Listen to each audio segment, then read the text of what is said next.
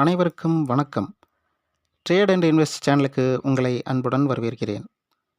இன்றைய பதிவில் நம்ம பார்க்க போகிறது போனஸ் ஷேர், போனஸ் பங்குகள் பற்றி இன்றைய பதிவில் நம்ம பார்க்கலாம். ஒரு நிறுவனம் தனது ஏற்கனவே உள்ள பங்குதாரர்களுக்கு கூடுதல் பங்குகளை வழங்குவதற்கு பெயர் தான் போனஸ் பங்கு. இதற்கு முதலீட்டாளர்கள் எந்த பணமோ கட்டணமோ செலுத்த தேவையில்லை. இதை ஒரு எளிய உதாரணத்தின் மூலம் பார்க்கலாம்.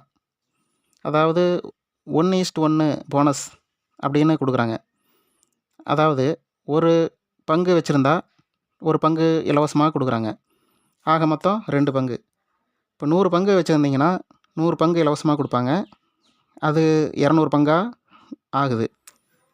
நிறுவனம் போனஸ் கொடுக்கறதுக்கு என்ன காரணம்னு பார்க்கலாம். ஒரு நிறுவனம் அதிகமாக லாபம் அடைஞ்சிருச்சுன்னா போனஸ் கொடுப்பாங்க அல்லது டிவிடெண்ட் கொடுப்பாங்க. இன்னொரு விஷயம், சிறிய முதலீட்டாளர்களுக்காக விலையை குறைப்பாங்க. எப்படின்னா இந்த மாதிரி போனஸ் கொடுக்குறப்ப விலை குறையும். அதுவும் ஒரு காரணம். போனஸ் கொடுத்தா நமக்கு என்ன லாபம் அப்படின்னு பார்க்கலாம். பங்குகளின் எண்ணிக்கை அதிகரிக்கும், ஆனால் பங்கினுடைய விலை குறையும். உதாரணத்துக்கு போனஸ் கொடுக்கறதுக்கு முன்னாடி 1000 ரூபா மதிப்புள்ள 100 பங்கு வச்சுருக்கோம் அப்படின்னா அதனுடைய மதிப்பு 1,00,000. போனஸ் கொடுத்ததுக்கப்புறம் 1:1 போனஸ் கொடுக்குறாங்கன்னா மொத்தம் 200 பங்காக மாறுது. ஆனால் அந்த பங்கோட விலை 500 ரூபாயாக குறையுது. அப்போ 200 பெருக்கல் 500 1,00,000. ஆனால் பங்கினுடைய மொத்த மதிப்பு குறையாது. பங்கினுடைய எண்ணிக்கை அதிகரிக்கும், பங்கினுடைய விலை குறையும். போனஸுக்கும் டிவிடெண்டுக்கும் உள்ள வித்தியாசம் என்னென்னு பார்த்தீங்கன்னா, போனஸ் பணமாக கொடுக்க மாட்டாங்க, ஷேராக கொடுப்பாங்க.